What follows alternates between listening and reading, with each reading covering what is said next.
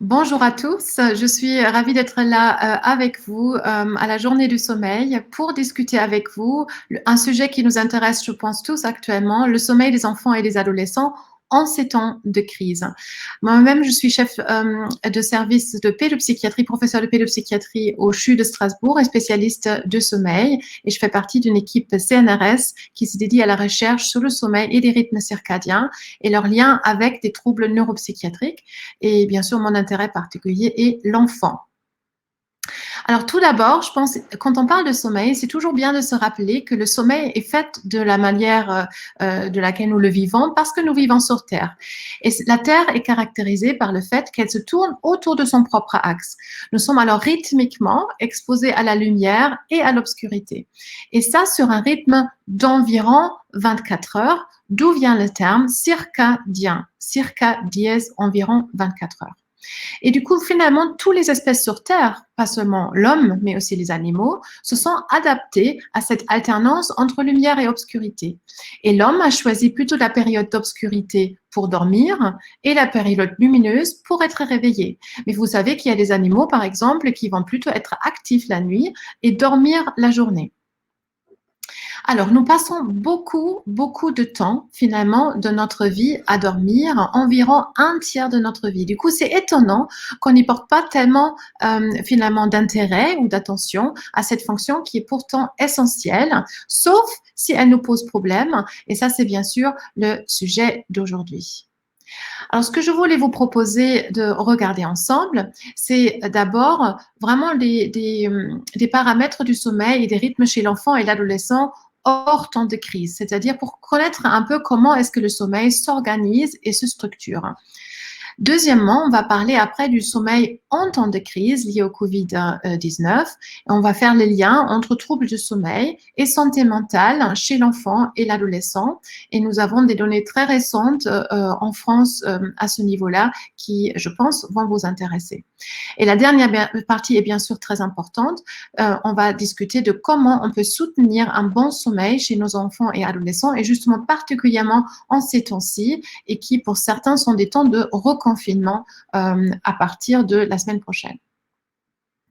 Donc, parlons d'abord du sommeil et des rythmes chez l'enfant. Donc, je vais d'abord revenir sur cette diapositive. Une chose est sûre, si on passe autant de temps à dormir, ça veut dire en général que c'est une fonction extrêmement importante pour l'organisme. Et ça, c'est bien sûr aussi le cas chez l'enfant et l'adolescent. Alors, à quoi sert vraiment le sommeil?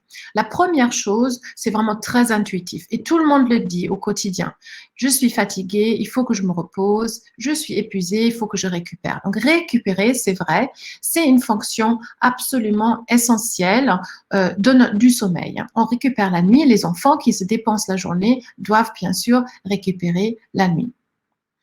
La deuxième est connue, mais je vais vous la détailler davantage. Le sommeil, finalement, va aider à faire mûrir le cerveau pendant le développement et globalement favoriser le bon développement de l'enfant, notamment du jeune enfant, grand enfant, adolescent. Alors, la façon comment le sommeil fait ça, il va finalement s'adapter dans son organisation, dans sa structuration, chaque fois à l'état de développement de l'enfant. Par exemple, vous savez tous que les bébés, quand ils naissent, ne dorment pas tout à fait de la même manière que 6 mois plus tard ou un an plus tard. Tout au début de la vie, le bébé doit surtout renforcer, par exemple, le développement de l'apprentissage moteur, c'est-à-dire la façon comment s'organisent les mouvements et finalement attraper un objet, etc. C'est pourquoi à ce moment-là, on a beaucoup de sommeil qu'on appelle le sommeil actif et qui devient après le sommeil qu'on appelle sommeil paradoxal parce que ça va justement encourager ce type d'apprentissage. Et le plus en plus que le bébé va faire des mouvements intentionnels et va apprendre notamment le langage, à ce moment-là, ce stade de sommeil va un peu diminuer et on va dormir davantage dans le sommeil léger, notamment le sommeil léger profond. Et donc, le sommeil va s'adapter finalement au développement de l'enfant pour l'encourager, pour renforcer des compétences de manière optimale. Du coup, c'est très lié à un autre aspect du sommeil qui est absolument essentiel, et notamment quand on parle d'enfants et d'adolescents, c'est bien sûr la fonction d'apprentissage. Vous avez certainement beaucoup déjà entendu parler du fait que le sommeil est étroitement lié à la plasticité cérébrale. C'est-à-dire, pendant le sommeil, on va renforcer tous les apprentissages de la journée, justement en oubliant tout ce qui n'est pas tout à fait nécessaire pour la personne. Et ce qui fait que le soir, par exemple, quand on apprend une leçon, on passe une bonne nuit. Le matin, on l'a souvent mieux retenu que encore la veille au soir, alors qu'on venait juste de l'apprendre. Et ça, c'est quelque chose qu'on peut démontrer dans de nombreuses études. Et bien sûr, chez l'enfant qui va à l'école, c'est une fonction absolument essentielle. Donc, le sommeil intervient surtout à ce moment-là de la consolidation des apprentissages de la journée, la consolidation de la mémoire. Alors après, et ça aussi, je pense, chacun parmi nous d'ailleurs a son propre histoire, le sommeil aide à gérer ses émotions. On va pas s'en apercevoir naturellement, on va plutôt s'en apercevoir quand on manque de sommeil ou qu'on n'a pas une bonne qualité de sommeil, qu'on n'a pas passé une bonne nuit. À ce moment-là, on se sent souvent assez irritable. Et on observe bien sûr ça aussi chez nos enfants. Chez le petit enfant, et on va y revenir un peu plus tard, ça s'observe souvent sous forme d'irritabilité, de pleurs, de crises de colère qui sont très fréquents. Et une fois qu'il a à nouveau dormi, que ce soit après une sieste ou après une bonne nuit de sommeil, c'est tout à fait passé. Et chez le grand enfant et l'adolescent, on peut avoir plutôt des symptômes un peu anxieux, voire dépressifs, qui peuvent apparaître. Donc, un bon sommeil, une bonne organisation est vraiment nécessaire pour gérer nos émotions. Après, et ça c'est dans ces temps de Covid pas inintéressant, le sommeil, un bon sommeil aide aussi à résister aux infections, même si je ne vais pas davantage détailler cet aspect. Et le sommeil aide à grandir, notamment l'hormone de croissance est sécrétée pendant le sommeil long profond. Donc, il faut avoir un bon sommeil profond pour bien grandir. Et enfin, dernier aspect qu'on ne va pas non plus approfondir aujourd'hui, c'est le sommeil sert à garder un métabolisme sain. Et on sait que les enfants et adolescents qui sont en manque de sommeil ont un peu plus de risque de développer une surcharge pondérale, voire une obésité. Vous voyez, énormément de fonctions sont liées au sommeil. Alors du coup, la question que beaucoup de parents et enseignants, éducateurs, etc. posent, c'est mon enfant ou adolescent a besoin de combien d'heures de sommeil finalement? Et du coup, il faut d'abord retenir que bien sûr, ça varie en fonction de l'âge, mais ce n'est pas seulement la durée qui varie, c'est aussi l'organisation. Comme vous le savez, un bébé, quand il naît, le sommeil est réparti la nuit, la journée, quasiment de manière aléatoire. Et très vite, au cours des 3 premiers mois, ça va s'organiser avec plus de sommeil la nuit et moins de sommeil la journée. Et à un moment, vous allez avoir encore, souvent autour de 1 an, 2 siestes qui vont fusionner vers 1 an et demi à peu près, à une seule sieste en début d'après-midi. Et cette sieste va disparaître quelque part entre 3 et 5 ans. Et puis, on reste avec un sommeil uniquement nocturne par la suite, pendant la grande enfance, l'adolescence et l'âge adulte, même si beaucoup d'entre nous aiment encore faire une petite sieste, mais ça devient moins essentiel. Donc ça, c'est l'organisation du sommeil. Maintenant, la durée du sommeil sur les 24 heures. Alors là, c'est une question, on n'aime pas trop y répondre en tant que spécialiste du sommeil. Pourquoi? Parce qu'il y a une fourchette, une variation qui peut être encore normale. Alors, vous voyez ici, par rapport aux différents âges, en bleu foncé, les fourchettes de durée de sommeil qui sont recommandées par les pédiatres. Donc, ici, c'est une publication de la National Sleep Foundation des États-Unis. Mais pourquoi nous apprécions beaucoup ce graphique? C'est que parce qu'elle indique en plus encore des durées qui peuvent être acceptables si l'enfant n'a pas de répercussions négatives la journée. Parce que justement, le besoin de sommeil est sous influence génétique et il y a des véritables courts dormeurs chez l'enfant, déjà aussi chez l'adolescent, et il y a des véritables longs dormeurs qui ont besoin de plus de sommeil que cette fourchette un peu plus étroite qui est la fourchette bleu foncé. Et souvent d'ailleurs, quand on parle du sommeil d'un enfant ou d'un adolescent, on va aussi parler du sommeil de ses parents parce qu'on essaye de voir est-ce qu'un des parents est peut-être court dormeur et long dormeur, ce qui expliquerait la chose chez l'enfant ou l'adolescent. Et on connaît aujourd'hui, sans que je vais les détailler, les facteurs génétiques qui interviennent justement par rapport à ce besoin de sommeil. La deuxième question qui est souvent posée, c'est la question, mais à quelle heure est-ce que mon enfant ou mon adolescent devrait alors se coucher? Alors là, ça me demande un peu plus de temps pour vous l'expliquer scientifiquement. Alors, on revient à notre schéma de tout à l'heure, où on a finalement la Terre qui se tourne autour de son axe et qui représente, avec la lumière et l'obscurité, la temporalité externe. Et bien sûr, nous avons à droite la petite fille et les animaux qui ont chacun leur temporalité interne. Et bien sûr, les dieux doivent s'accorder, c'est-à-dire, vous voyez bien que quand on voyage par exemple aux États-Unis ou en Asie, il faut qu'on s'adapte à nouveau à la nouvelle temporalité interne pour que ce soit à nouveau bien cohérent. Qu'est-ce que ça veut dire? Ça veut dire que dans notre cerveau, nous devons avoir un système qui traduit la temporalité externe pour l'organisme afin qu'on puisse s'y adapter. Alors, comment ça fonctionne? Vous voyez ici une coupe cérébrale, je vais vous le montrer, avec le nez, les yeux, les nerfs optiques qui se croisent. Et là, il y a une toute petite région qui est juste au-dessus du croisement des nerfs optiques, du chiasme optique, qui s'appelle les noyaux suprachiasmatiques. Et vous pouvez tout de suite oublier ça à nouveau. C'est l'horloge biologique principale. Elle est située à ce niveau-là. Donc, nous avons une horloge qui peut créer des rythmes pour nous. Et bien sûr, cette horloge nous indique l'heure, mais elle a besoin qu'on lui indique l'heure. Et donc, qu'est-ce qui va indiquer l'heure à cette horloge? Eh bien, c'est surtout la lumière et l'obscurité. Et quand la lumière et l'obscurité est perçue par la rétine, donc par le fond de l'œil, là, il y a des cellules qui existent, qui sont là vraiment pour donner cette information à l'horloge biologique. Et cette information va être donnée et l'horloge biologique va comprendre est-ce que c'est jour ou est-ce que c'est nuit. Et elle va donner cette information à plusieurs structures dans le cerveau, mais une qui est importante pour nous, c'est la glande pinéale. Et la glande pinéale va produire et sécréter la mélatonine, dont vous avez certainement beaucoup entendu parler, la mélatonine, quand il fait noir, c'est-à-dire l'hormone. La mélatonine est une hormone du noir qui va donc commencer à être sécrétée en soirée quand la luminosité baisse et qui va préparer l'organisme au sommeil et va aider à ce qu'on puisse maintenir le sommeil la nuit. C'est ce système-là qui va être du coup compris par tout le corps et qui va pouvoir se mettre en mode nuit, comme on dit.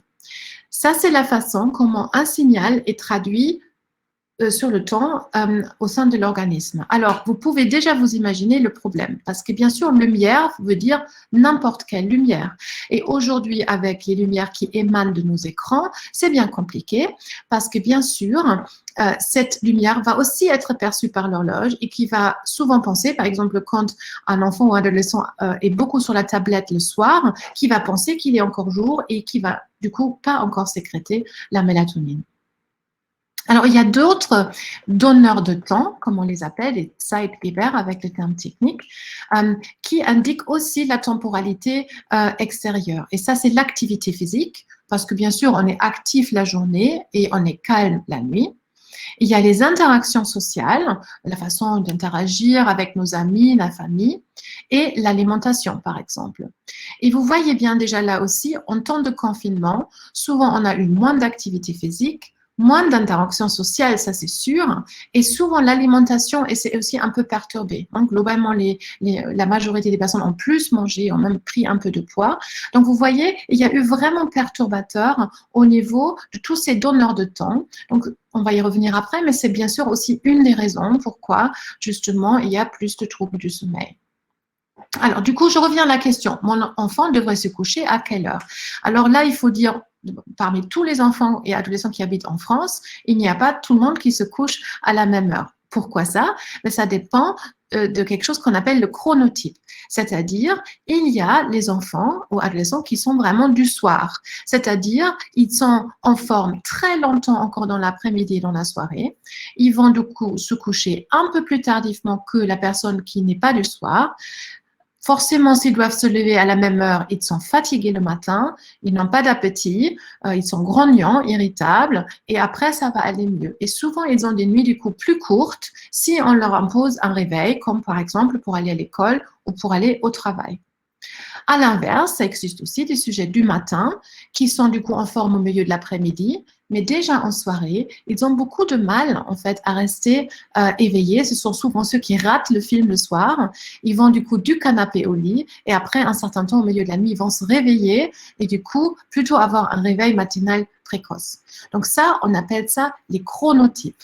Et donc il y a des chronotypes des couches-tard lève-tard et des couches-tôt lève-tôt, des hiboux et des alouettes. Et ça aussi, c'est sous influence génétique. Nous connaissons donc à présent deux facteurs génétiques importants, le besoin de sommeil, qui est individuellement différent, et le chronotype, c'est-à-dire est-ce qu'on est couche-tard lève-tard ou couche-tôt lève-tôt. Et c'est en fonction de ça qu'il y a un peu un moment du coucher naturel, idéal pour l'enfant, mais ce n'est pas forcément le bon pour avoir assez de sommeil quand on veut aller à l'école le matin. Et là aussi, on va y revenir. Donc, vous voyez là un peu la répartition de ces chronotypes en population générale. Et vous voyez que en soirée, ceux qui sont plutôt du soir, là-dedans se trouvent beaucoup d'adolescents. Et je reviens tout à l'heure à la question très intéressante qui vient d'être posée. Alors, justement, pourquoi je dis maintenant à l'adolescence, il y a plus de personnes du soir, alors que je venais encore dire tout à l'heure que c'est un facteur génétique. Donc, on s'imagine ça doit être tout le temps pareil. Non. Quand on dit que c'est un facteur génétique, ça veut dire on reste toujours du matin ou du soir par rapport aux personnes du même âge. Par contre, quand on regarde de l'enfance à l'âge adulte, il y a une grande évolution. Et ça, vous voyez sur cette diapositive. Là, c'est un questionnaire de chronotypage. Quand on a des valeurs basses, on est du matin, des valeurs hautes, on est du soir. Et là, vous voyez les âges. Et en noir, ce sont des filles et des femmes, et en clair, des garçons. Et vous voyez qu'entre 10 et 20 ans, il y a un énorme décalage de phase où justement les jeunes vont davantage avoir tendance à se coucher tard, à se lever tard. Alors, j'entends déjà des parents qui vont dire oui, mais c'est uniquement parce qu'ils n'acceptent plus les limites, ils sont tout le temps sur leur téléphone portable et ils sont avec des amis. Non, ce n'est pas juste, ça contribue, on est bien d'accord, mais à la base, c'est vraiment un phénomène biologique et ça a été largement étudié. C'est vraiment à ce moment-là que l'horloge se décale vers les horaires plus du soir. Alors, je réponds du coup à la question de Daryl qui dit comment connaître le chronotype de son enfant. En fait, c'est très simple. Si vous prenez une période de vacances, alors idéalement encore les vacances d'été, et vous attendez la deuxième, troisième semaine quand l'enfant a déjà bien récupéré et vous laissez l'enfant dormir comme il veut, vous allez voir est-ce que naturellement il va se coucher à quelle heure, il va se lever à quelle heure et comme ça vous connaîtrez le chronotype de votre enfant et le besoin de sommeil aussi. C'est comme ça qu'on évalue le plus facilement. Alors, mettez plutôt des questions dans la partie questions et pas dans le chat. Il y a plusieurs onglets parce que je ne pourrais pas avoir les deux fenêtres en même temps ouvertes. Donc, vous posez les questions bien dans l'onglet questions. Alors, qu'est-ce qui se passe quand maintenant se dire beaucoup de parents quand le sommeil est maintenant trop décalé? Par exemple, j'ai un jeune adolescent, le sommeil est trop décalé. Eh bien, ce n'est pas bien parce que justement, un sommeil trop décalé, mais avec un lever tôt qui est imposé, ça amène forcément à une dette de sommeil. Et la dette de sommeil peut avoir des conséquences, bien sûr, négatives sur l'organisme dont on va parler. Et les Anglais ont créé un très joli mot pour ça. Ils appellent ça le jet lag social. C'est-à-dire, ces personnes-là, souvent les adolescents, sont comme dans un décalage horaire, comme s'ils vivaient finalement aux heures de New York, mais ils vont à l'école en Alsace, par exemple. C'est ça le jet lag social. Et ça peut être vraiment problématique. Du coup, justement, quelles sont les conséquences d'un mauvais sommeil chez mon enfant, mon adolescent demande du coup beaucoup de parents.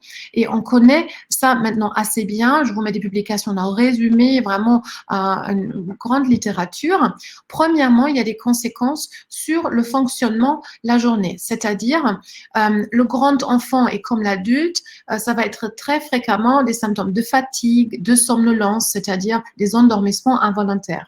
Mais attention, chez l'enfant et notamment le jeune enfant, ça ne se traduit pas toujours comme ça. Mais les enfants vont avoir tendance à lutter contre cette fatigue, à lutter contre la somnolence et du coup être plutôt en hyperactivité motrice, très agité. Et parfois, du coup, les parents disent « Ah, il n'est pas du tout fatigué, il est tout le temps agité. » Mais l'agitation peut aussi être un signe justement de la fatigue et de la somnolence, notamment chez les jeunes enfants. Alors après, il y a des répercussions fortes, et ça, on va les détailler dans la deuxième partie, sur le bien-être psychique et la santé mentale. C'est-à-dire, chez le petit, on a beaucoup plus souvent des symptômes comme irritabilité, impulsivité, beaucoup de colère quand l'enfant ne dort pas bien. Chez les plus grands enfants et les adolescents, on voit plus de troubles anxieux, plus d'inquiétudes, d'angoisse qui apparaissent quand on ne dort pas aussi bien. Mais ça peut aussi être aller plus loin jusqu'à des troubles de l'humeur, et on sait que quand il y a des troubles du sommeil vraiment très chroniques et sévères, ça peut vraiment rendre vulnérable pour même des épisodes dépressifs. Et chez l'adolescent, il y a beaucoup d'études récentes qui ont pu montrer qu'il y a un certain risque d'avoir plus de passages à l'acte quand les adolescents ne dorment pas bien. Donc, c'est vraiment important de prêter plus attention au sommeil, parce que c'est finalement une fonction sur laquelle nous pouvons agir. Et enfin, il y a une répercussion sur l'apprentissage, c'est-à-dire la première chose qui va être touchée, ce sont les capacités attentionnelles, la concentration, donc l'enfant qui du coup devient très distrait, qui oublie plein de choses, qui ne note pas ses devoirs par exemple. Et si ça prend des formes vraiment plus sévères, et si le décalage notamment est très sévère, à ce moment-là, il y a des adolescents qui disent parfois ils ne peuvent même plus aller à l'école le matin, où ils ratent les heures du matin, et ça amène même parfois dans des formes sévères, à la déscolarisation. Donc, s'il y a un mauvais sommeil, il y a bien sûr un spectre de conséquences, mais ils peuvent être vraiment très significatifs. Alors, je passe du coup au deuxième point. Donc, c'est de revoir maintenant avec vous le sommeil en temps de crise liée au Covid-19. Quels sont finalement les liens et quelles sont les conséquences? Alors, je vais vous montrer les derniers chiffres, et j'espère que ces chiffres ne sont pas trop inquiétants, mais on va y apporter des solutions aussi. Mais c'est important quand même de savoir quel est l'impact de la pandémie actuellement sur le sommeil et le bien-être dans la population. Alors, je vais vous montrer tout d'abord une image de l'enquête Coviprev qui est très récente, qui date de janvier 2021, et vous expliquer un peu comment on peut lire ce graphique. Ça concerne les adultes. Alors, regardez la ligne bleu clair, ça montre la prévalence des problèmes de sommeil des 8 derniers jours au cours de cette période. Vous voyez qui date donc de avril 2020 jusqu'à là en novembre 2020. Et vous voyez à quel point ces troubles du sommeil sont fréquents. C'est vraiment parmi les symptômes les plus fréquents qu'on retrouve actuellement en population générale. Vous voyez en dessous justement les prévalences pour la dépression et pour l'anxiété. Donc, elles paraissent plus basses, mais ça reste nettement supérieur justement par rapport à ce qu'on a pu observer les années précédentes. Par exemple, pour l'anxiété, on voit une augmentation de 50% par rapport à 2017. Et si vous regardez cette ligne un peu rose fluo qui désigne la dépression, ce qui est intéressant, vous voyez à chaque fois dans les périodes de confinement, ici c'est le premier confinement et là c'est le deuxième confinement, on voit que ça augmente davantage. Donc a priori, le confinement, c'est vraiment encore un plus par rapport à la symptomatologie dépressive comparé à juste, entre guillemets, la pandémie. Je vois bien vos questions et je vais y revenir justement tout à l'heure. Du coup, quelles sont les conséquences si on se dit il y a tellement plus de problèmes de sommeil, anxiété, dépression? Est-ce qu'on voit aussi plus de prescriptions? Et là aussi, il y a une enquête très récente qui vient de sortir, l'enquête Epipharm. Et vous voyez ici les prescriptions, les psychotropes, et ici, ce sont les hypnotiques. Globalement, on voit une augmentation de prescriptions de psychotropes dans toute la France. Alors, c'est un peu particulier parce que ce sont des espaces clairs qui sont là où il y a le plus eu d'augmentation. Le plus que c'est clair, le plus forte l'augmentation. Et justement, on voit une augmentation des hypnotiques qui varie entre plus 4 à plus 7% et demi, encore un peu plus important en Guyane. Des anxiolytiques, c'est un plus entre plus 4 voire plus 6. Et les antidépresseurs, l'augmentation est un peu moins importante, mais on voit quand même que globalement, il y a beaucoup plus justement de prescription de psychotropes. Alors, beaucoup de questions portent déjà sur ce qu'on peut faire et je vous promets, je vais y revenir. Alors, les enquêtes menées par nos institutions, l'Institut national du sommeil et de la vigilance, mais aussi le réseau Morphée, vont tout à fait confirmer ces données. Alors, le réseau Morphée, lors du premier confinement, avait bien montré que 41% de la population disait moins bien dormir pendant le confinement qu'avant. Et l'enquête menée par l'INSV avec la MJN en 2020 sur le deuxième confinement sur une population vraiment représentative, montre que 45% des Français disaient avoir un vrai trouble du sommeil, et les troubles du sommeil les plus fréquents étaient l'insomnie, bien sûr, et aussi le trouble du rythme, ce qui ne va du coup pas justement nous étonner. Alors, quels sont les facteurs comportementaux qu'on a pu identifier dans ces enquêtes? Alors, dans l'enquête du réseau Morphée, on a vu que les horaires étaient moins réguliers. Et justement, il y a plus d'écart de plus de 2 heures par jour chez 16% des participants. Et ça répond un peu à la question de Romaric, c'est-à-dire, observons-nous l'apparition de nouveaux chronotypes liés au confinement. Les chronotypes ne changent pas, mais ceux qui étaient du soir mais qui ne pouvaient pas se décaler vont du coup pouvoir se décaler s'il ne faut pas se lever à un horaire précis, par exemple le matin pour aller à l'école ou au travail.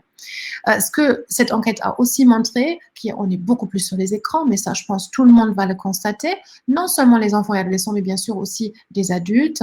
Donc, on a vu une forte augmentation de ceux qui utilisaient plus que 4 heures les écrans en soirée.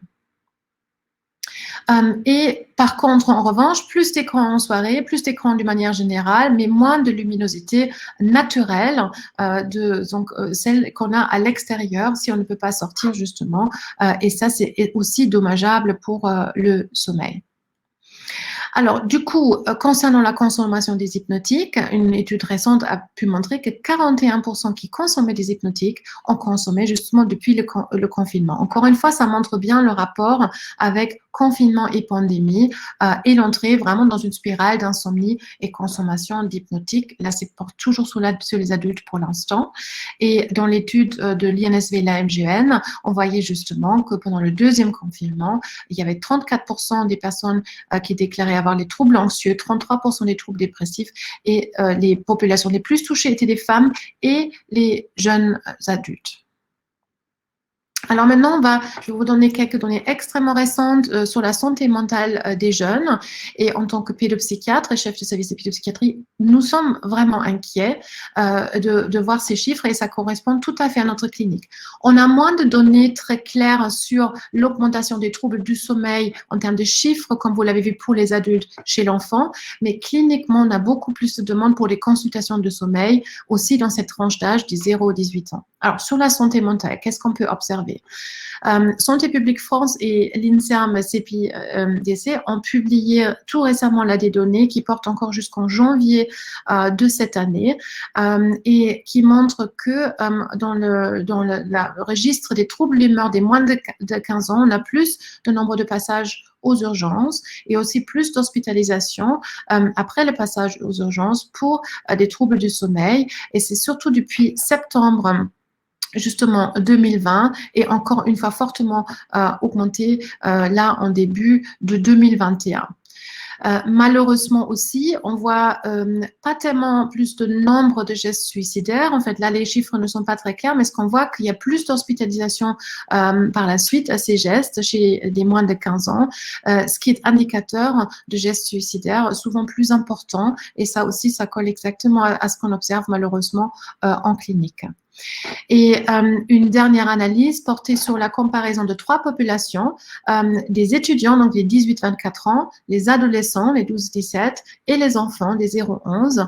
Et ce qu'on voit vraiment spécifiquement dans la population des adolescents, qu'il y a plus d'augmentation de consultations pour les idées noires, pour anxiété, pour dépression. Donc en janvier, là rien qu'en janvier, ça a augmenté de 22%, ainsi que des hospitalisations pour ce motif, donc plus que 40% d'augmentation d'hospitalisation là au mois de janvier. Donc on voit vraiment que la santé mentale actuellement est très touché justement chez les personnes. Et si on voit les adolescents, qu'est-ce qu'ils ont comme difficulté, on voit que les troubles du comportement alimentaire ont augmenté de 59%, les épisodes dépressifs de 43%, les troubles émotionnels de 41% et les idées suicidaires de 36%. Donc vraiment, il faut s'inquiéter. La santé mentale se dégrade, notamment pour les adolescents, pour des raisons qu'on va discuter par la suite. Et ce n'est pas seulement, là je vous ai montré des données sur les hospitalisations, en milieu écologique, c'est la même chose, c'est-à-dire SOS Médecins décrit plus d'interventions au domicile pour les motifs d'angoisse et la population justement des moins de 15 ans est plus touchée là aussi que la population des adultes. Du coup, on se pose un peu la question, justement, suite à ces données, ce que je viens de vous montrer, de cette fameuse 4e vague, où on va maintenant voir de plus en plus, finalement, de retentissement psychologique, psychiatrique, et de sommeil, à partir de maintenant, parce que vraiment, c'est une augmentation constante qu'on observe. Alors, milieu écologique, ça veut tout sembler à domicile, en ambulatoire, j'aurais pu dire, c'est-à-dire les premiers chiffres concernaient l'hospitalisation. Et là, vous voyez des chiffres vraiment quand SOS médecin était appelé pour intervenir à la maison. Du coup, quels sont les facteurs qui expliquent finalement ce lien, en fait, cette augmentation des troubles du sommeil, augmentation des difficultés de santé mentale chez l'enfant et l'adolescent? On va prendre un peu de temps sur cette diapositive parce que je pense que c'est important de comprendre. Alors, premièrement, et ça c'est tout à fait clair, on a modifié nos habitudes, c'est-à-dire, comme vous l'avez vu, au niveau de notre sommeil, le rythme est modifié, les rythmes sont plus irréguliers, comme l'a montré l'enquête du réseau Morphée. Il y a plus de siestes qui sont aussi faites, que ce soit chez l'adulte d'ailleurs ou chez certains adolescents. Au niveau de l'école, il y a plus de télé-école, justement. Alors après, ça dépend de quelle période on parle. Actuellement, bien sûr, et heureusement, les écoles n'étaient pas fermées pour les enfants, donc jusqu'au collège. Pour les lycéens, il y avait souvent des journées hybrides qui étaient organisées avec une partie du travail scolaire quand même mené à domicile. Ce qui veut dire, d'une part, que forcément l'exposition aux écrans est plus importante, rien que pour se connecter aux cours et pour travailler à distance. Les horaires peuvent se décaler parce qu'on est un peu plus en rythme libre. Et aussi, finalement, les écrans restent aussi le seul moyen d'interagir avec ses amis. Les parents étaient aussi beaucoup plus à la maison, en télétravail. Et ça a amené parfois à des très jolies choses, les parents qui étaient contents de passer du temps à la maison, plus de temps à la maison. Mais comme vous le savez aussi, ça a apporté aussi plus de conflits quand tout le monde est à la maison. Ça dépend aussi après la taille du logement, etc. Il y a plus de conflits. On sait aussi qu'il y a plus de problèmes de couple qui ont émergé, étant donné qu'on se trouvait un peu confinés tous ensemble. Et ça, c'est quelque chose qu'on va certainement observer maintenant les prochains mois, des conséquences du fait qu'effectivement tout le monde est à la maison. Et si, comme on est dans un système du coup familial, il suffit qu'une personne ne va pas bien, que finalement le retentissement est beaucoup plus direct parce qu'il n'y a pas d'autres lieux de vie, ou en tout cas les autres lieux de vie sont assez limités. En termes de loisirs, alors vous l'avez vu tout à l'heure, il y a moins d'activité physique, moins de sport, alors que ça c'est aussi normalement essentiel pour un bon sommeil et pour le bien-être de manière globale. Il y a du coup plus les écrans qui sont à nouveau investis et globalement tout le monde est un peu plus socialement isolé. Et être socialement isolé, c'est particulièrement préjudicieux pour les adolescents parce que les adolescents ont vraiment besoin de leurs amis comme tout le monde, mais plus encore parce qu'il y a souvent, c'est une période où on prend de la distance par rapport à la famille ou notamment par rapport aux figures parentales, et ne pas pouvoir être avec ses amis, ses copains, ça a des conséquences beaucoup plus graves. Et enfin, au niveau des habitudes, plus de grignotage, beaucoup de personnes ont décrit une prise de poids, donc vraiment toutes nos habitudes finalement ont pu se trouver modifiées. Ça déclenche forcément un stress. Alors, ces modifications brutales et prolongées des habitudes de vie sont extrêmement stressantes pour l'organisme, pour nous. Mais ce qui est stressant aussi, et hier soir, nous avons une annonce, c'est il est évidemment en lien avec la pandémie, il y a des mesures de gestion qui sont proposées, qui sont bien sûr nécessaires pour contenir la pandémie. En même temps, ça nécessite à chaque fois une adaptation permanente aux nouvelles données, à la gestion. Et ça, c'est aussi un stress supplémentaire. C'est-à-dire tout le temps, on doit être flexible et on ne peut pas rester dans nos routines, alors que nos routines, normalement, c'est très rassurant pour nous. Et là, il va falloir changer, s'adapter finalement tout le temps. Il y a des facteurs socio-économiques qui interviennent de plus en plus parce que il y a eu du chômage technique, des entreprises qui ont fait faillite et du coup, cet impact économique et social fort va bien sûr se poursuivre encore un certain temps.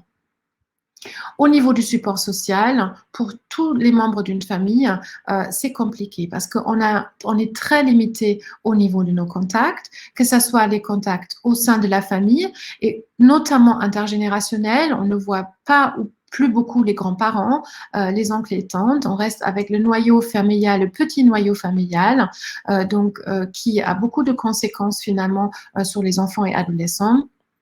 On est limité au niveau culturel, des échanges professionnels, amicaux, comme on l'a dit, ce qui est notamment important pour les adolescents. Et au niveau des processus cognitifs, c'est surtout qu'il y a de fortes incertitudes sur l'avenir. On n'a aucune idée comment ça va s'organiser. Parfois, les adolescents ne savent pas quand va avoir lieu leur prochain examen. Est-ce que ça va être un oral, un écrit? Est-ce que c'est un contrôle continu? C'est compliqué pour l'avenir immédiat, mais même à moyen et à long terme, c'est un peu plus compliqué de se projeter. On n'a pas vraiment de perspective claire d'un retour à la normale. On se dit, on va bien sûr un jour arriver à nouveau à la normale, mais on n'a pas d'idée sur l'échelle du temps. Et finalement, un dernier point, la couverture médiatique est omniprésente. C'est important pour passer les informations, mais finalement, nous sommes entourés de beaucoup d'informations négatives et ça facilite bien sûr les inquiétudes et les ruminations. Donc tout ça, finalement, va jouer sur le noyau familial dont dépendent les enfants et les adolescents et sur les enfants et adolescents eux-mêmes. Alors, notre thématique aujourd'hui, c'est le sommeil.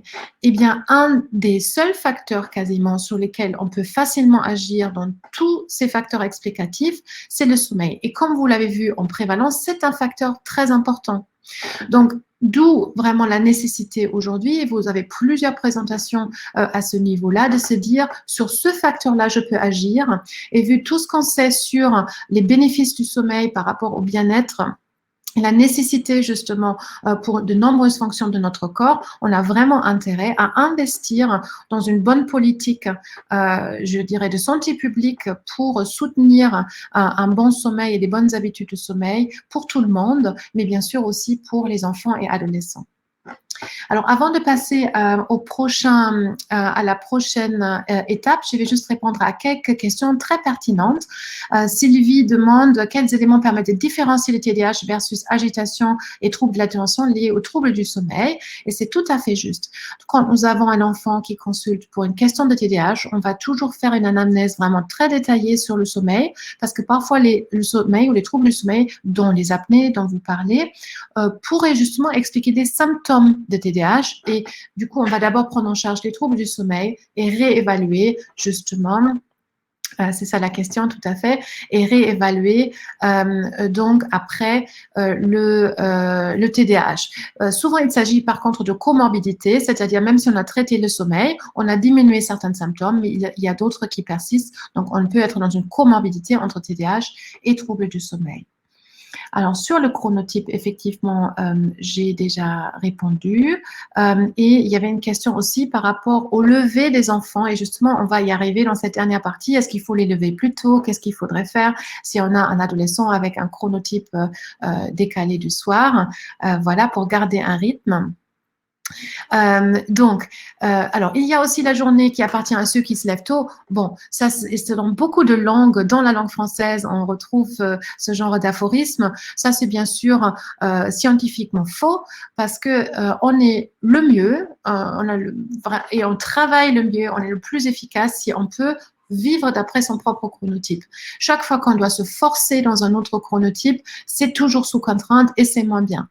À l'école, par contre, c'est nécessaire parce que même si une autre question le posait, on a beaucoup insisté sur le fait que ce serait intéressant que le lycée commence plus tard. Pour l'instant, on n'a pas obtenu cause, alors qu'il y a des expérimentations extrêmement intéressantes qui ont été menées dans de nombreux pays, qui ont montré que si l'école commence plus tard, notamment pour les lycéens, on a moins d'impact. Justement, on a moins de symptômes inquiétants au niveau de la santé mentale, moins d'absentéisme et des meilleures performances scolaires, mais malheureusement, on n'y est pas encore. Et du coup, si c'est nécessaire pour un adolescent de s'y adapter, et on peut le laisser un peu dormir un peu plus longtemps le week-end, mais faut pas que ça soit trop excessif, parce que s'il se lève à 1h ou 2h de l'après-midi, bien sûr, le soir, il peut encore moins bien s'endormir, et le dimanche soir, c'est quasiment impossible de s'endormir. Alors, comment est-ce qu'on peut maintenant soutenir un bon sommeil chez nos enfants et adolescents? Alors, mal dormir, ce n'est vraiment pas une fatalité. On peut faire beaucoup de choses, et là, je voulais parler de l'enfant et des adolescents pour mieux dormir. Hein. Et ça permet justement aux enfants et adolescents de mieux faire face au stress et à l'anxiété. Donc là, on va partir sur les conseils très pratiques. Et comme je vous l'indiquais tout au début, on va bien sûr parler des 24 heures parce qu'un bon sommeil, ça se prépare déjà dans la journée. Alors, nous avons travaillé sur une brochure et vous pouvez trouver cette brochure en téléchargement libre, notamment sur le site du réseau Morphée que je vais vous indiquer tout à l'heure. Et nous l'avons réalisé ensemble avec mes collègues, le docteur Anna Marouani, qui est pédopsychiatre à l'hôpital Robert Debré à Paris, et le docteur Stéphanie Biolac, qui est pédopsychiatre spécialiste du sommeil au CHU de Bordeaux. Alors, la journée, justement, qu'est-ce qu'on peut faire pour préparer le sommeil? Ben justement, ça répond à votre question. Quitter le lit, ça c'est la toute première chose. Parce qu'en confinement, les jeunes peuvent avoir tendance à tout faire dans leur lit. Donc, le matin, déjà, ils vont se réveiller plus tard, mais après, ils vont rester au lit pour travailler, pour être sur l'ordinateur, pour manger, pour lire, pour échanger via les réseaux sociaux. Le problème, ça va être que on va associer le lit à un endroit d'activité et pas à un endroit, un lieu propice pour le sommeil. Donc, vraiment, on insiste là-dessus. C'est une mesure très, très simple. On sort de son lit. On peut s'asseoir sur une chaise dans sa chambre ou créer un coin très agréable avec des coussins, mais c'est vraiment important pour que le lit reste le plus possible réservé au sommeil. Sinon, le soir, si la seule chose qu'on fait, c'est éteindre la lumière, notre corps ne va pas comprendre que maintenant, c'est le temps pour dormir parce qu'il était à cet endroit précisément toute la journée déjà. Donc, c'est important de quitter le lit. Deuxièmement, la journée de s'exposer à la lumière, de bouger, de manger régulièrement. Et ça, c'est vraiment absolument indispensable.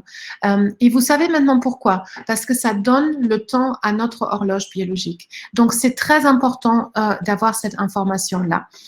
Du coup, même en confinement, dans la mesure de ce qui est autorisé, sortez. Sortez à ce moment-là, même s'il pleut, même s'il ne fait pas beau, la luminosité à l'extérieur est incomparable à la luminosité qu'on peut avoir à l'intérieur des maisons. Et donc, ça, c'est un point. Et on peut bien sûr faire de l'activité physique aussi à l'intérieur. On a vu que beaucoup de personnes le font. Beaucoup de jeunes ont commencé à faire des vidéos sur YouTube avec des activités physiques. Donc, bougez et sortez. C'est très important pour notre horloge biologique.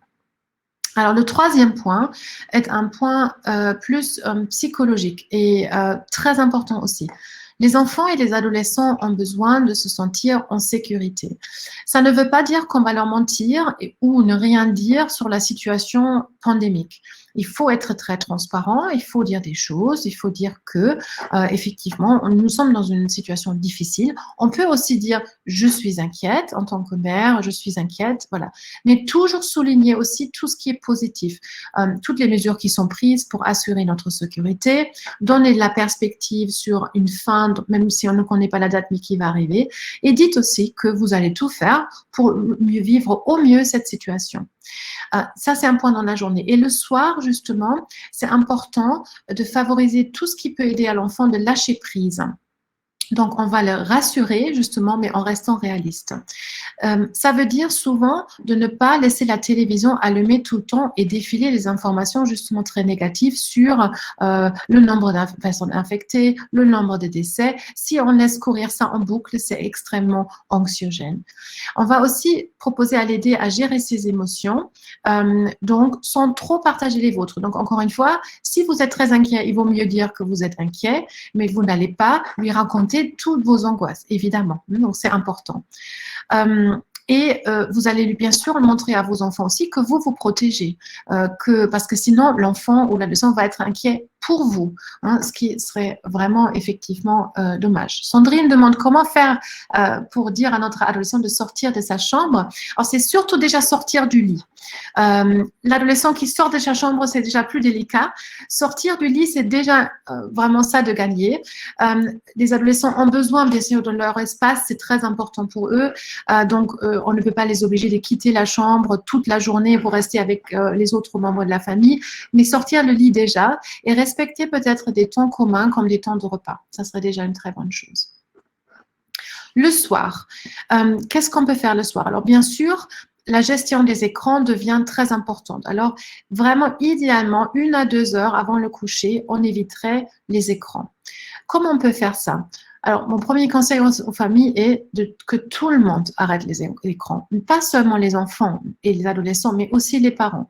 De vraiment choisir ce créneau de 2 heures avant le coucher des enfants et adolescents pour être là l'un pour l'autre. On n'a pas besoin de faire des activités forcément absolument ensemble, mais proposer quelque chose. Alors pour les plus jeunes, ça peut être des jeux de société, de discuter, pour ceux qui font de la musique, faire de la musique ensemble. Ça peut aussi être regarder un film ensemble. Alors ça paraît contradictoire ce que je vais dire, mais la télévision posée au loin a quand même moins d'impact et ça reste une activité partagée, alors que les tablettes, etc., on y est individuellement, on est à beaucoup plus grande proximité, donc on va avoir plus l'influence de la lumière.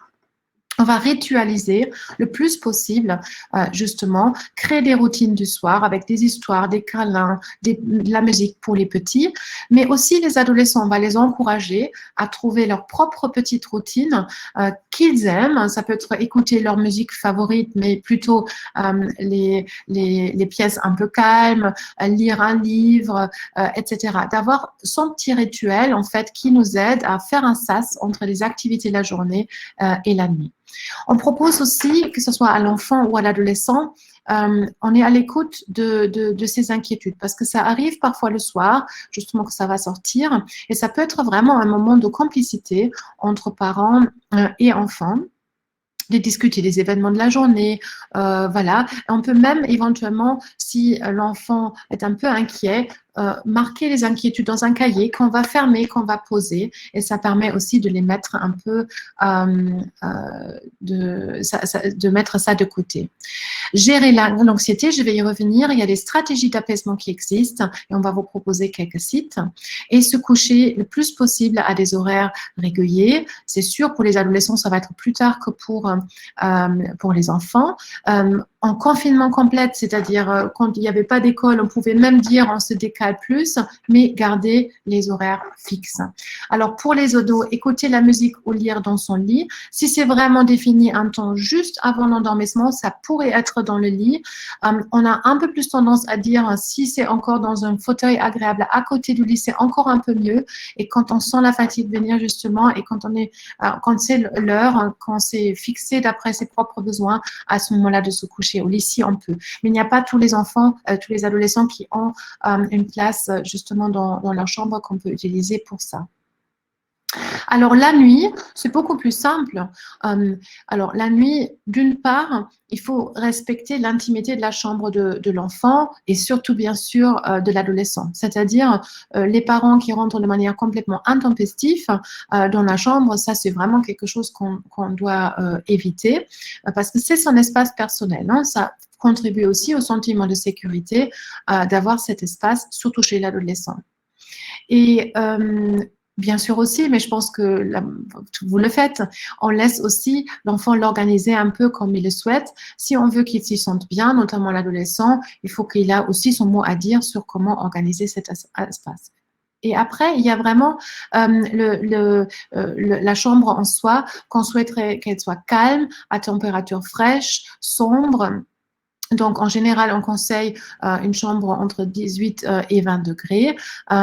Et pour que ça soit le plus bénéfique possible pour l'enfant ou l'adolescent. Maintenant, la question va se poser les veilleuses. Il y a des enfants à partir de 4 ans, souvent, qui peuvent avoir peur du noir. À ce moment-là, on peut tout à fait permettre un éclairage par une veilleuse, mais il faut vraiment que ça soit la luminosité minimale et on va la poser loin de la tête de l'enfant parce qu'on ne voudrait pas trop que la lumière soit perçue par la rétine, en tout cas le moins possible pour protéger le sommeil. Et le matin, justement, sortir du lit, encore une fois. Donc, se lever à des horaires réguliers et s'exposer idéalement après à l'ensoleillement de forte luminosité. Ça serait vraiment idéal si on peut le faire. Et c'est très important pour notre horloge biologique. Et ça peut être un challenge, je l'avoue, avec les adolescents. Mais vous pouvez expliquer que c'est vraiment bien pour son bien-être. Donc, idéalement, se lever, sortir, ça sera vraiment le top pour aider à régler les rythmes des adolescents. Encore une fois, ça ne veut pas dire de se lever à 6 heures. Ça peut être légèrement décalé pour des adolescents qui sont du soir, mais l'horaire doit être fixe. Alors, du coup, Mitty demande, faut-il fermer des volets? Ne pas avoir de la lumière et de l'éclairage extérieur, c'est l'idéal, si on peut fermer des volets. Donc, parce que du coup, la chambre est vraiment, vraiment bien sombre, ça protège quand même le sommeil. Là où c'est un peu plus délicat pour les adolescents qui dorment très longtemps le matin, donc déjà on a dit, ce n'est pas forcément conseillé de toute façon, mais si là vous avez les volets fermés, ils restent très longtemps dans le noir et notre horloge va penser que c'est encore la nuit et elle va davantage se décaler. Donc, par exemple, pour les adolescents où vous vous êtes mis d'accord qu'ils dorment jusqu'à 10 heures, parfois ça peut être intéressant de rentrer de là en accord avec eux, hein, dans la pièce déjà un peu avant, monter des volets pour qu'il y ait déjà un peu la lumière qui est présente dans la pièce. Donc, globalement, on essaie de ne pas traîner au lit, voilà, et de garder un rythme le plus stable possible. Et on insiste beaucoup là-dessus, hein. Vous voulez aider votre enfant, votre adolescent à mieux dormir, ça passe aussi par prendre soin de vous en tant que parent et de prendre soin de votre famille. Vraiment, ça c'est essentiel pour qu'un enfant ou un adolescent se sente bien et puisse bien dormir. Donc, après, il y a vraiment des choses qu'on peut ajouter, qu'on trouve très intéressantes. Et donc, pour aller plus loin, vous trouvez beaucoup de documents, bien sûr, sur le site du réseau Morphée. Vous avez ici l'adresse email, excusez-moi, sur l'INSV et sur le site du réseau Morphée, qui a fait un très, très beau site sur le sommeil de l'enfant dans différentes tranches d'âge, le bébé, l'enfant, l'adolescent, où vous trouvez plein d'astuces, plein de conseils. Et pour tous ceux qui souhaitent travailler la méditation ou la relaxation avec leurs enfants ou adolescents, on vous a indiqué ici plusieurs sites, Petit Bambou, qui fonctionne sur abonnement, mais on trouve énormément de méditations guidées adaptées aux enfants et adolescents. Calme comme une grenouille, c'est une très belle introduction à la pleine conscience pour les petits. Seven Mind ou Headspace sont aussi des applications intéressantes où on peut trouver des programmes de relaxation ou de méditation. Voilà, j'ai terminé. Merci beaucoup pour votre attention et je vais répondre à vos questions. Et en plus, ça détend les parents, dit Véronique, tout à fait. Donc, la méditation, la relaxation, c'est bien pour tout le monde. Et si on arrive à prendre plaisir vraiment à ça avec les enfants et les adolescents, ils vont l'investir davantage et ça peut vraiment faire du bien à toute la famille. Je suis entièrement d'accord. Alors, je vais voir parce qu'il y avait peut-être des questions dans le chat que je n'ai pas vues du coup. Voilà, merci. D'accord, je vais dans les questions à nouveau. Alors, n'hésitez pas de poser toutes les questions que vous avez. Je vais voir si j'ai répondu à la majorité. Voilà, je vais quand même peut-être clarifier quelque chose que Daryl avait dit tout au début. Comme j'ai dit que les chronobiologistes préconisent de commencer les cours plus tard pour les ados, et pourtant, si les cours commencent plus tard, ils vont encore se coucher plus tard. Ben justement, non, en fait. Les études nous ont montré que ce n'est pas le cas. Ça va leur permettre d'être plus dans leur chronotype, mais ça ne veut pas dire qu'ils se décalent davantage et davantage, et que ce n'est pas le cas. Donc, on a vraiment un bénéfice rien qu'en bougeant d'1 heure les débuts de la journée scolaire. Alors, est-ce que j'ai des documents à conseiller par rapport au problème d'hypersomnie? Voilà, alors l'hypersomnie, donc on parle aujourd'hui d'hypersomnolence, ça c'est vraiment le symptôme qu'on observe. Il faut bien sûr voir d'où ça vient déjà, parce que ça peut être une hypersomnolence qui est liée à vraiment un trouble du sommeil qu'on peut traiter, et du coup il vaut mieux traiter les troubles à la source. Ou ça peut être une hypersomnie dite centrale, la narcolepsie, l'hypersomnie idiopathique, et du coup ça nécessite des traitements spécifiques. Maintenant, globalement, ce qu'on peut faire pour améliorer la vigilance la journée, c'est effectivement la lumière. Vous avez totalement raison. Quelle place pour la sieste chez les jeunes et les ados? Alors, chez les jeunes, là, on peut peut-être regretter un aspect un peu trop normatif en France parce qu'en petite section, on oblige tout le monde à dormir et en moyenne section, plus personne n'a le droit de dormir. Donc, il faudrait idéalement que chacun puisse arrêter la sieste quand c'est le moment pour lui. Alors, pour les ados qui sont souvent décalés, c'est un peu moins bien parce que ils vont encore se décaler davantage, en fait, le soir, avoir du mal à se rendormir. C'est plutôt de s'écouter. Il y a des siesteurs, que ce soit des ados, des adultes, et du coup, ça n'impacte pas la qualité de leur sommeil le soir et ça peut être tout à fait positif. Mais si on a déjà des problèmes, il faut éviter la sieste. Alors, je vais remettre effectivement le site sur la pleine conscience, comme ça vous l'avez. Et je vais revenir là. Alors, faut-il éviter des activités au cours qui demandent trop de concentration tôt le matin chez les ados? Ça serait tout à fait ça. Alors que normalement, le matin, on est plutôt en forme et on dit là, on peut faire les maths.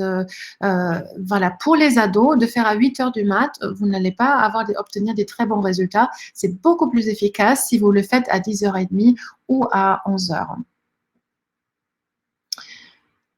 Alors, donc, on a peu de données, merci Dr Conté, on a peu de données sur le Covid long chez l'enfant et l'adolescent. Dans certains pays, on a eu les premiers cas rapportés, mais pour l'instant, c'est trop peu nombreux, on n'a pas assez de recul, mais on suspecte qu'il pourrait y avoir un sous-groupe moins nombreux que chez les adultes, mais un sous-groupe d'enfants qui souffriraient effectivement de symptômes de Covid long. Alors, un enfant qui a un TDAH et qui a plusieurs réveils nocturnes, ça serait quand même intéressant de consulter un spécialiste du sommeil parce que ce qu'on va notamment vérifier, est-ce que cet enfant-là n'a pas, comme c'est fréquemment le cas, un syndrome de jambes sans repos associé et la nuit, l'équivalent nocturne sont des mouvements de jambes et certains de ces mouvements peuvent être éveillants. Donc, c'est par exemple une des choses qu'on aimerait bien éliminer parce que du coup, encore une fois, si c'est ça, on peut traiter la cause. C'est mieux toujours que de couvrir par un traitement symptomatique.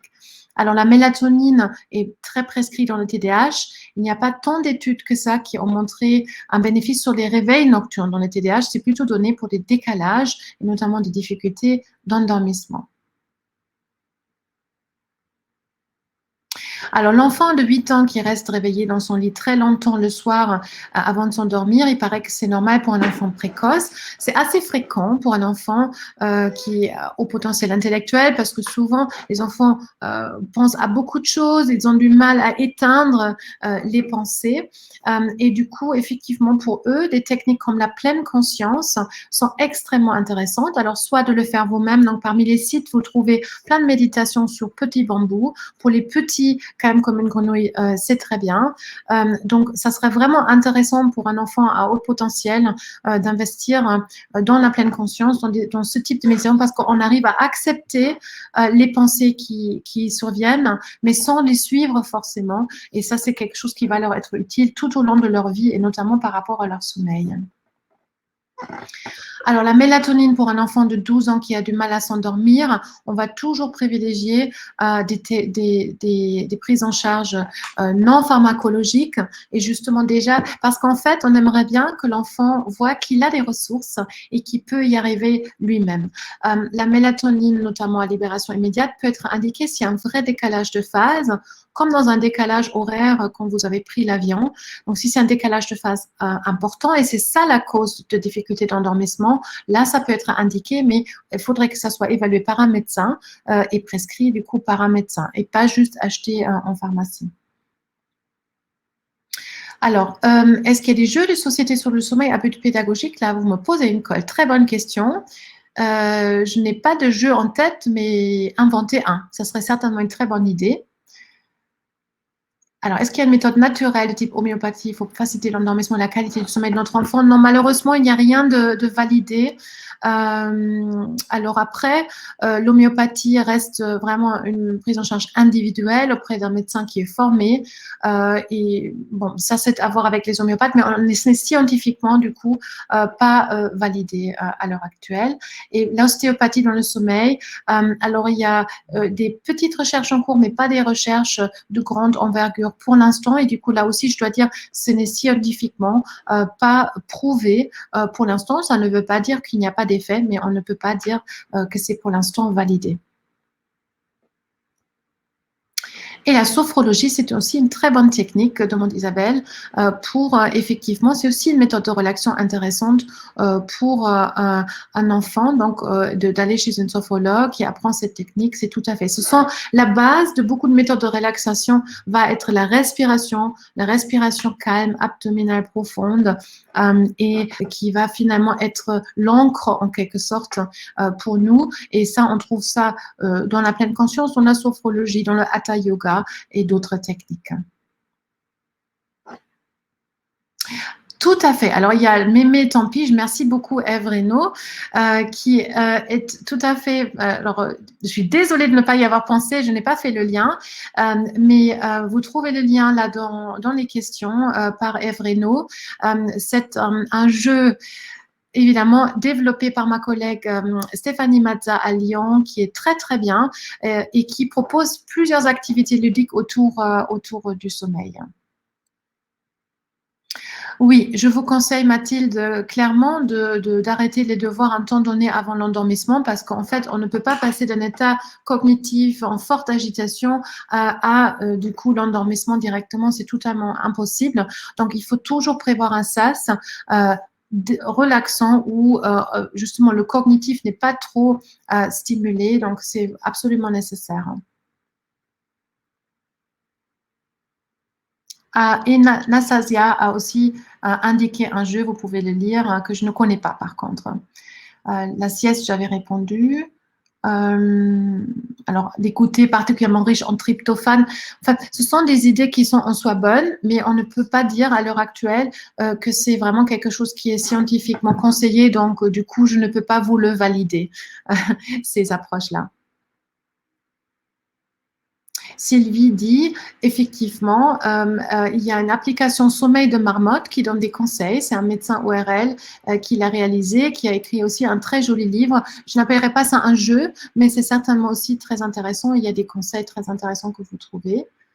Et Corinne a aussi des pistes avec un jeu qui s'appelle des bisous dodo pour un rituel, un moment de complicité avec les parents. Très bien. Écoutez, vous voyez, vous êtes des vrais experts d'activités autour du sommeil, c'est super. Oui, les enfants, dernière question peut-être. Virginie Gabel dit, est-ce que les enfants sont aussi sensibles à la lumière des tablettes que les parents? C'est pire, ils sont beaucoup plus sensibles en fait. Et ça, ce sont des recherches vraiment de très bon niveau scientifique qui ont été menées. Et on voit que les enfants et les jeunes adolescents sont extrêmement sensibles à la lumière des tablettes, notamment le soir, plus que les grands adolescents, plus que les jeunes adultes, plus que les adultes, plus que les personnes âgées. Donc, il faut vraiment savoir que la tablette est beaucoup plus toxique encore le soir pour votre enfant et adolescent. Et vraiment, toute dernière question, le neurofeedback, c'est aujourd'hui une piste extrêmement intéressante. Il y a beaucoup de recherches qui sont réalisées là-dessus, et notamment dans des troubles comme le TDAH. Voilà. Merci à vous pour votre écoute et bonne continuation sur la journée du sommeil. Au revoir.